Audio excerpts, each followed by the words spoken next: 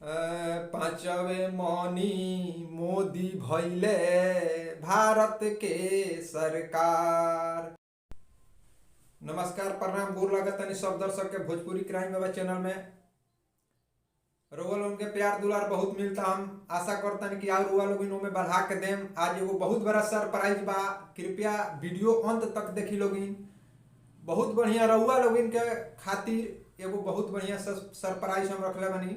ऐसे रउआ लोगिन video skip न करके कृपया लास्ट तक देखी लोगिन। बहुत छोट वीडियो बा। रउआ लोगन के आज हम एगो छोट देहात के जौन गाना बात सुनावे जा रहा बानी, पसंद आवे तो लाइक सब्सक्राइब और शेयर करम लोगिन। कमेंट के जरिए बताएम लोगिन कैसन रउआ लोगन के लागल, आपन सुझाव जरूर देम लोगिन। मनी जवाहर लाल देश में, मनी जवाहर लाल देश में, मनी जवाहर लाल देश में, मनी जवाहर लाल।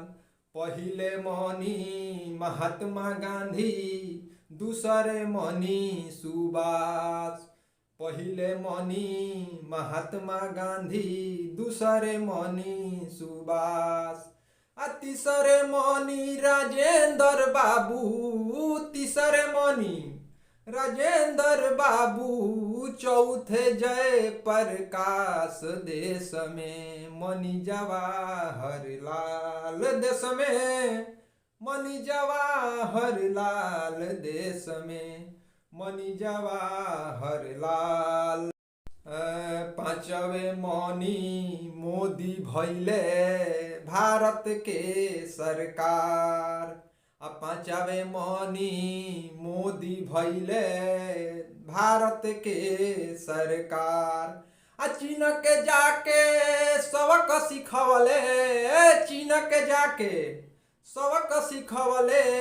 कश्मीर के प्रधान देश में, मनी जवाहर लाल देश में, मनी जवाहर लाल देश में, मनी जवाहर लाल। तो यह रहा हमारे एगो छोट प्रस्तुति। रउआ लोगन के कैसा लागल हो कमेंट के जरिए बताएम लोगिन। आज के जौन गिव हुए बा सब दर्शक खातिर, जौन दर्शक ये वीडियो में चाहे आज के बाद जौन भी वीडियो आई रउआ लोगन के सामने हमार उमें पहला लाइक आ पहला कमेंट जे भाई के रही, जे अभिभावक के रही, ओकरा हमारा तरफ से कुछ नगद इनाम दहल जाई। ऐसे रउआ लोगन कोशिश करी कि पहला कमेंट पहला लाइक हमार जाओ। और रउआ लोगन से मिले तनी विदा भोजपुरी क्राइम बाबा के तरफ से।